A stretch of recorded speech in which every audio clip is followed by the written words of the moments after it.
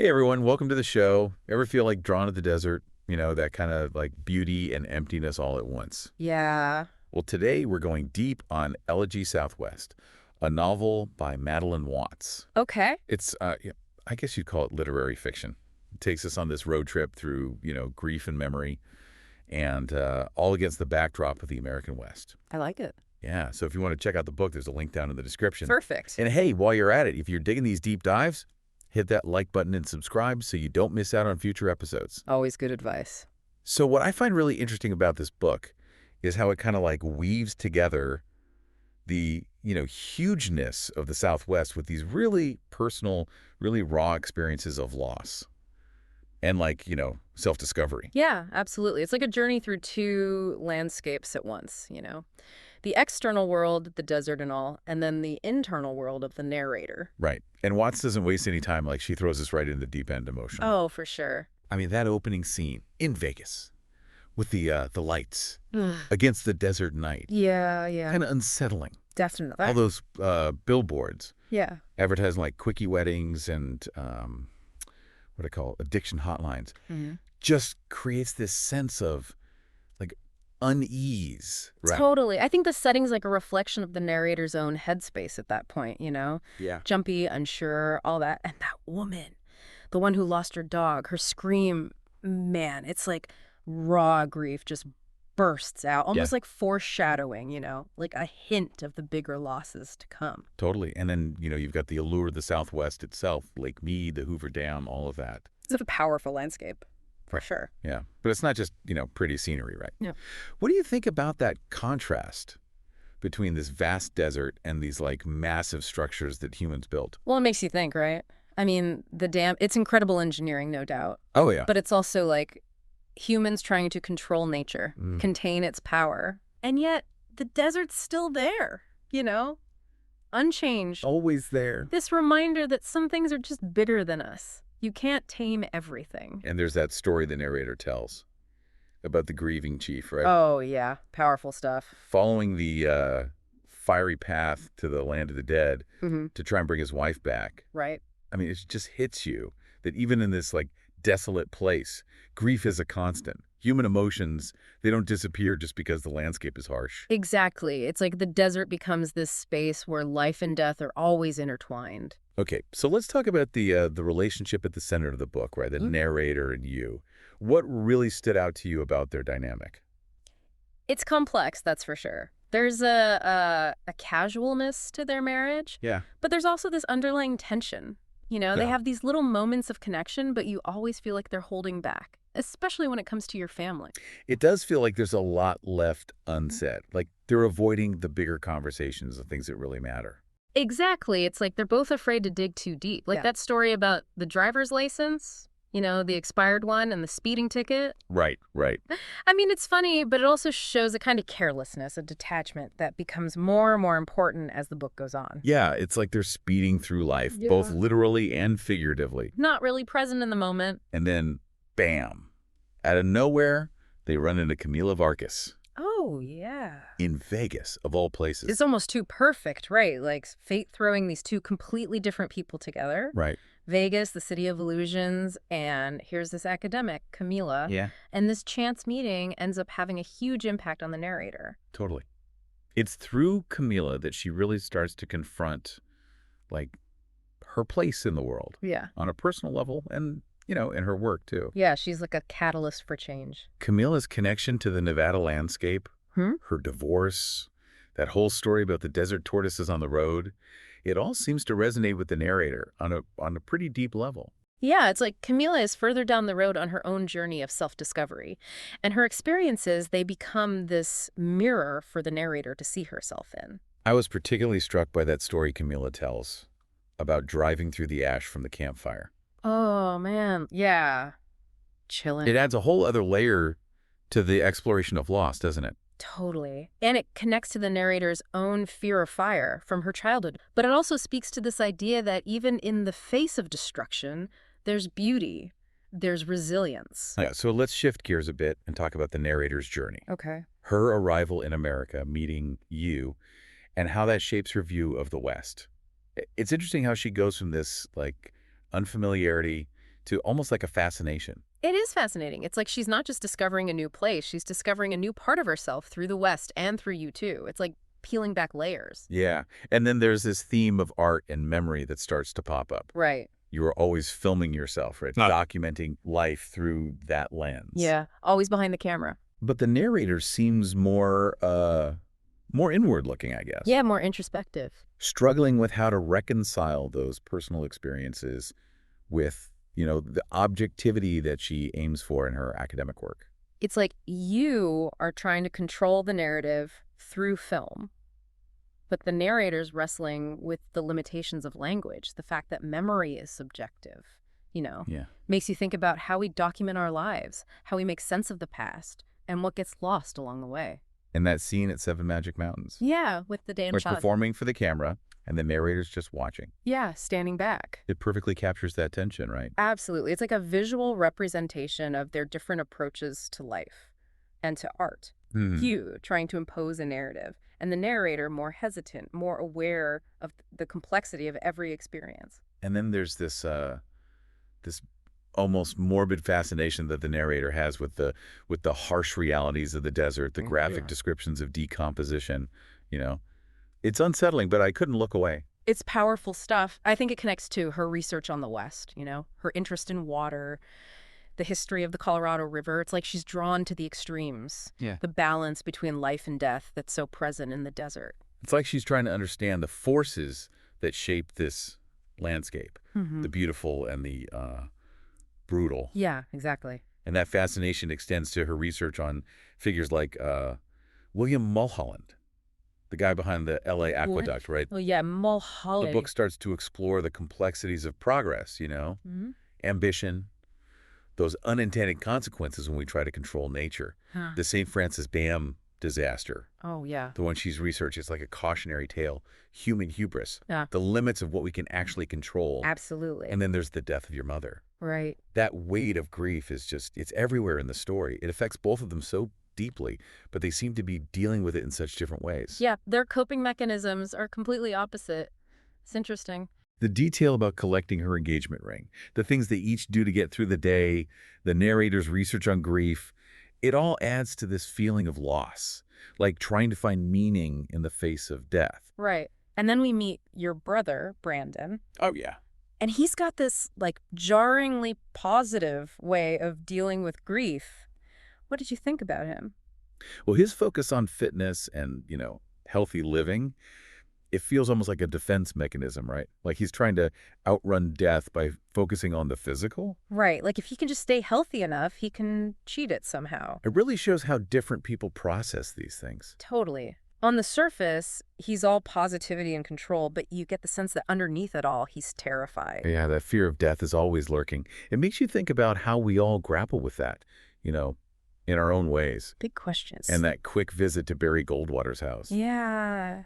It adds another layer to all this, doesn't it? For sure. The way we give meaning to places, even if we only see them briefly, as if they hold the key to understanding the past, It's like we're trying to piece together a puzzle, someone's life, through the things they left behind. And that idea of place and how it shapes us continues with Kenneth. Right, Lawrence Greco's partner, yeah. What did you think about that invitation? To see Greco's unfinished earthwork, negative capability. It's a big shift in the book. Like we're entering this secret, almost sacred space. Yeah.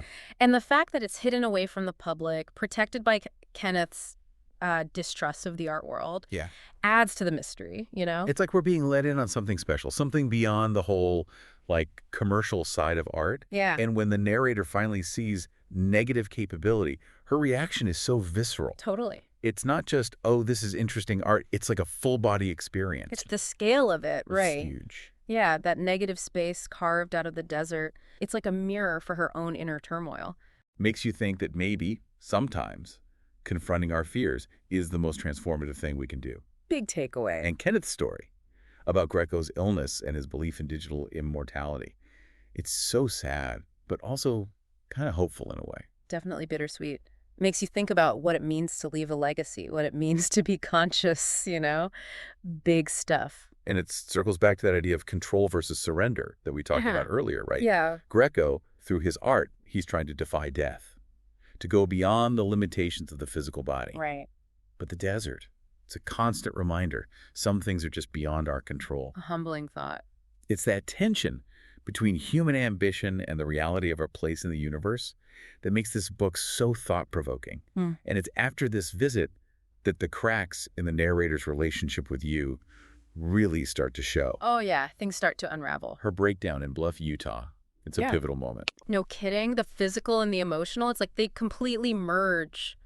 The blood, the pain, it's all symbolic, right? Of the turmoil she's going through. Right. And then she calls Camila Vargas, Oh, yeah. looking for help outside the relationship. That's a big step. She's recognizing her own needs, right? Exactly, like reaching out for a lifeline. And Camila tells her to visit the cemetery, Oh, wow. to confront death, like physically. Powerful imagery. It's about facing your fears, Yeah. acknowledging the pain, and finding a way to move through it. No easy answers. And the fact that it's a cemetery filled with early Mormon settlers Yeah. adds another layer to the whole exploration of the West and its history, right? Totally. It's a reminder of how fragile life is, Yeah. especially in such a harsh landscape. And there's that phone call Oh, yeah. where she almost tells Camila about the possibility of being pregnant. Yeah. The blood, the fear, but she stops herself. Mhm. Such a loaded silence. It is. It speaks to how hard it is to talk about our deepest fears, especially when you're already dealing with loss and uncertainty. The fact that she finds comfort in talking about Georgia O'Keeffe is interesting, right? It is. O'Keeffe's story, her breakdown, and then her healing in the Southwest, it becomes this sort of mirror for the narrator. Like she's looking for strength in the stories of other women who've been through something similar. Finding a way to understand her own experiences through their lens. Yeah. And as the narrator keeps going on this journey, her fascination with the darker side of the West, it just intensifies. The stories about decomposition, the Colorado River, the bomb testing, it's unsettling, but she can't look away. It's like she's being pulled deeper and deeper into the underbelly of the West, you know? The Right. hidden costs of progress, the exploitation. That story about the radioactive snake, it's just, Crazy, right? it's this strange mix of resilience and contamination. Life finding a way, even in a toxic environment. But it also feels like a warning, doesn't it? Yeah, like something's wrong in the environment, but also within the narrator herself. And that unease just grows as they travel through Utah. The Mormon fundamentalist town, the woman with the rose quartz crystal, the recurring blood. It's like the tension's building. Yeah, like something's gonna break. And the landscapes, they reflect that inner turmoil, you know? Oh, for sure. The emptiness, the isolation, the stark beauty. It creates this feeling of being lost, but also strangely free. It's like she's shedding her old skin, but the new one hasn't formed yet. Exactly. And the disconnect between her and you, it's growing. The arguments, the silences, the way you seem to be withdrawing. The lost headphones are a perfect symbol of that. Mhm. Your need to block out the world versus the narrator's need for connection. Yeah, and then they get to the Grand Canyon. The edge, right. Literally and figuratively. That vision she has of the hawk, the panic, the urge to run. What do you think it means? It's like she's realizing that she can't keep running from her fears. She has to face them. And that image of them standing at the rim, Yeah. the vastness stretching out in front of them. It's the beauty and the terror of the unknown. A moment of reckoning. Yeah, like the end of one journey and maybe the beginning of another. It's like she's coming to terms with, you know, you can't outrun your own stuff, those fears and anxieties. You got to face them head on. And the canyon, right? Oh, yeah. That image is so The powerful. vastness of it all. It's like beautiful, but also terrifying. Exactly. The unknown, right. It's a moment of truth for her, that journey they've been on together. Yes. It's ending. And as we move into this, the last part of our deep dive into Elegy Southwest, we see the narrator dealing with the, I guess, the emotional fallout of this whole trip. And it's not just about being tired. No, Right. it's deeper than that. There's this weariness, a disillusionment that's starting to set in. You really feel it in those quiet moments. Mhm. Like when she wakes up in that motel room Oh, yeah. on the edge of the bed, surrounded by your pillows. Man, that image, it's like even in their sleep, there's this distance between them, a barrier. It's like they're in the same space physically, but emotionally they're drifting further and further apart. And then out of nowhere, we get this whole thing about Charles Manson. Yeah, it's a curveball. Why do you think Watts brought him into the story? I think it's about the narrator becoming aware of the darkness, you know, Not just in the world, but inside herself, too. She's been drawn to extremes all along, the beauty and the brutality of the desert. And now she's looking at the extremes of human behavior, trying to understand what drives people to do terrible things. It's like she's going deeper down the rabbit hole. And that dream she has about the bottomless pit, the river of milk and honey, so unsettling. Oh, yeah.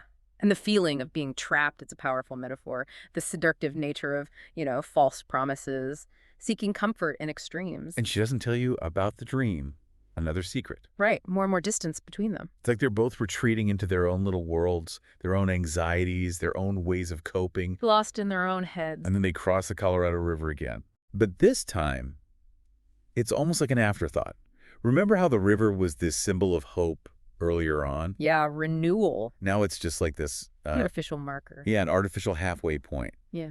What do you think that means?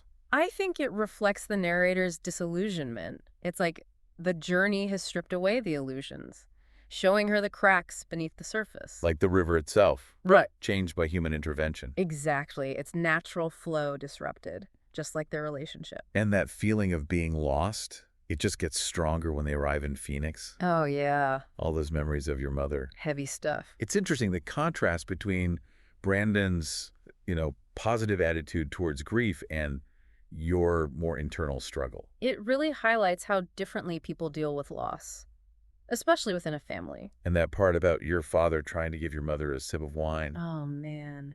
the wine they'd saved to celebrate your birth. Heartbreak. It's such a small detail, but it says so much about love and loss. And the narrator, watching all of this, she just feels even more alone. Totally isolated. Like she never really belonged in that family, in that world. Their whole relationship starts to feel shaky, built on unsteady ground. And she breaks down, Yeah. crying in your childhood bedroom, Oh. holding you while you sob. Wow. It's raw, It is. A moment of shared grief, but also a moment of realization. They're both hurting, but they're grieving for different things. The cracks are becoming impossible to ignore. And as they leave Phoenix, head back towards Utah, something changes in the narrator. Like a shift in perspective. Yeah, she's starting to see the relationship and herself differently. She's waking up. And you see her getting more interested in the stories of other women. Yeah. Georgia O'Keeffe, Mary Pickford. Like she's searching for a new way to define herself. Right. On her own terms. Exactly. And then she calls Camilla again. From that motel room in Bluff. Big move. It is. She's looking for guidance outside of the relationship, admitting that she needs something more than what you can give her. Taking control. And Camilla tells her to go to the cemetery. Again with the cemetery. It's about facing her fears, right? Finding a way to move through them. And as they drive through those empty landscapes, her anxiety just keeps building. You can feel it. The blood, the dream about the bottomless pit. It's all coming to a head. And then she finally sees negative capability. Yeah. Greco's earthwork. Wow. And it's not just about seeing the art itself. It's what it unlocks inside her. Yeah. The scale of it, that negative space. It's like a reflection of her own internal struggle. A mirror. And she has this moment of release, of quiet, of acceptance, something she hasn't felt before. And as they keep driving, you get the feeling that she's starting to detach from the life she's built with you. Breaking free. What about that scene in the bakery? In the Mormon town. Yeah. Oh, yeah. She's totally ignored. Like an outsider. It's like a glimpse into the future. She's seen the limits of your world, realizing that it can't hold her anymore. And you're withdrawing even more. The drugs, the alcohol. Disappearing into himself. Heartbreaking. The person she loves is slipping away, and she can't do anything to stop it. Helpless. And then that last trip to the Grand Canyon. Full circle. So much symbolism there. Layers and layers. Her vision of the hawk, the panic, the urge to run. It's like she's been running from her fears this whole time. But this time, she doesn't run. She faces that vastness, the power of nature. It's a moment of surrender, of acceptance. Yeah. And in that surrender, there's a tiny bit of hope. Yeah. Like a new beginning. The ending, with her back in New York, reflecting on everything. It leaves you with this feeling of closure, but also possibility. That image of the wattle tree in your mother's garden. Blooming. Yeah. Life goes on, even in the face of loss. Elegy Southwest is such a powerful book. It takes you on a journey through the American West, but also through the human heart. Grief, memory, searching for meaning. It sticks with you, Hmm. makes you ask questions about your own life, your own losses. We hope this deep dive has given you some new ways to think about the book. What moments resonated with you? What are your negative capabilities? Those spaces where you confront your deepest fears? Let us know in the comments. And thanks for joining us. We'll see you next time on The Deep Dive. Yeah, it's like coming to terms with the fact that you can't outrun your own baggage. You know, those fears and anxieties, you have to face them head on. And the canyon, right. That image is so powerful. It's like beautiful, but also terrifying at the same time. Exactly. It's the unknown, you know? And for her, it's this it's a moment of truth. That journey they've been on together, it's over. Yeah. And as we get into this last part of our deep dive into Elegy Southwest, we see the narrator kind of dealing with the emotional fallout of this whole road trip. It's not just about being physically tired. No, no, it's deeper than that. Yeah. There's this weariness to her, this Yeah. this disillusionment that's starting to creep in. Yeah. Yeah, and you really feel that in those quiet moments. Like when she wakes up in that motel room, on the edge of the bed, surrounded by your pillows. Man, that image really gets to me. It's like even in their sleep there's this distance between them, you know? Like a barrier. It's like they're in the same physical space, but emotionally they're drifting further and further apart. And then Watts throws in this whole thing about Charles Manson, kind of out of nowhere, really. It's definitely unexpected. Why do you think she brought him into the story? Well, I think it's about the narrator becoming more aware of the darkness that exists, not just in the world, but also within herself. I mean, she's been drawn to these extremes all along, right? The beauty and the brutality of the desert, and now she's confronting these extremes of human behavior, you know, trying to understand what makes people do terrible things. It's like she's going deeper and deeper into this dark side of humanity, you know. And then there's that dream she has about the bottomless pit, that river of milk and honey.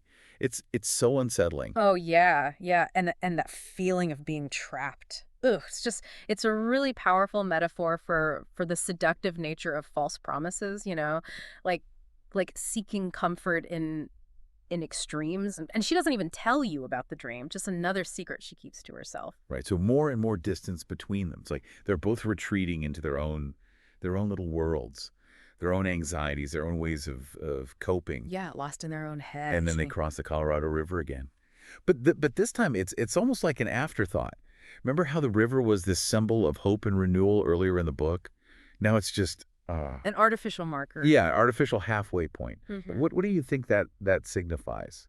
I think it reflects the narrator's growing disillusionment. It's like the journey has stripped away all the illusions, you know? Yeah. It's showing her the cracks beneath the surface. It's like the river itself, right? It's been changed by human intervention. Exactly. Its natural flow totally disrupted, just like their relationship. And that feeling of being lost, it just gets stronger when they get to Phoenix. All those memories of your mother. Yeah. That's some heavy stuff to deal with. It's interesting though, the contrast between Brandon's really positive attitude towards grief and your more internal struggle. It really shows how differently people process loss, you know, especially within a family. And that detail about your father trying to give your mother a sip of wine, the wine they had saved to celebrate your birth. Oh man, it's heartbreaking. It's such a small detail, but it's Yeah. so powerful. And the narrator, watching all this unfold, she just feels even more alone. Completely isolated, like she never truly belonged in that family, in that world, and their whole relationship starts to feel, well, shaky, like it was built on unsteady ground. Yeah. And then she breaks down, crying in your childhood bedroom, holding you while you sob uncontrollably. Wow, it's so raw and honest. It is. It's a moment of shared grief, but it's also a moment of realization, I think. They're both hurting so badly, but they're grieving for different things, and those cracks in their relationship, they're becoming impossible to ignore. And as they leave Phoenix and head back to Utah, there's a noticeable change in the narrator. Like a shift in her perspective. Yeah. She's starting to see the relationship and herself Yeah. in a new light. She's waking up, you know. And you see her getting more and more interested in the stories of other women. Georgia O'Keeffe, Mary Pickford, like she's searching for a new way to define herself on her own terms this time. Yeah, taking back control of her own narrative. Yes. Exactly. And then she calls Camila again from that motel room in Bluff. That's a big step for her. It is. She's looking for guidance outside of the relationship, admitting that she needs something more than what you can give her. Yeah. And Camilla tells her to go to the cemetery, to confront death, physically. Wow, that's some powerful imagery. It's about facing her fears, right? Yeah. And finding a way to move through them. No easy And answers. as they drive through those vast empty landscapes of Utah, her anxiety just keeps building and building. The blood, the dream about the bottomless pit, Yeah. it's all leading to this kind of reckoning. You can just feel the tension mounting. Yeah, and then she finally sees negative capability, Greco's earthwork. And what happens? What's it like for her? It's not just about seeing the art itself. It's what it unlocks inside of her. The sheer scale of it, that negative space carved out of the desert. It's like a mirror for her own internal struggles. Hmm.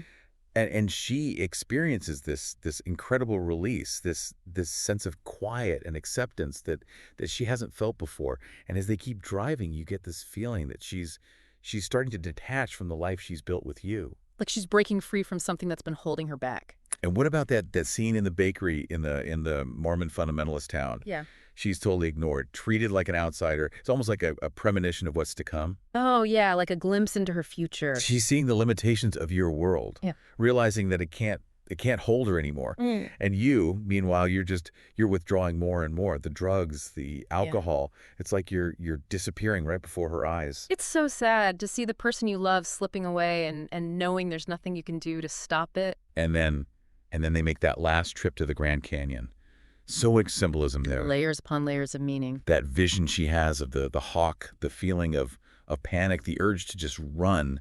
It's like she's been running from her fears this whole time. Yeah, avoiding the hard stuff. But this time she doesn't run. Yeah. She faces that vastness, that incredible power of the natural world. It's a moment of surrender, of acceptance. And in that surrender there's a glimmer of hope. Yeah, like a new beginning is possible. The ending of the book with her back in New York reflecting on the whole journey, Yeah. it leaves you with a sense of closure, but also possibility. Yeah. That image of the wattle tree blooming in your mother's garden, life goes on even in the face of loss. Elegy Southwest is such a haunting and beautiful book. It takes you on this journey through the American West, but also through the complexities of the human heart, grief, memory, the search for meaning. It's all there. And it stays with you.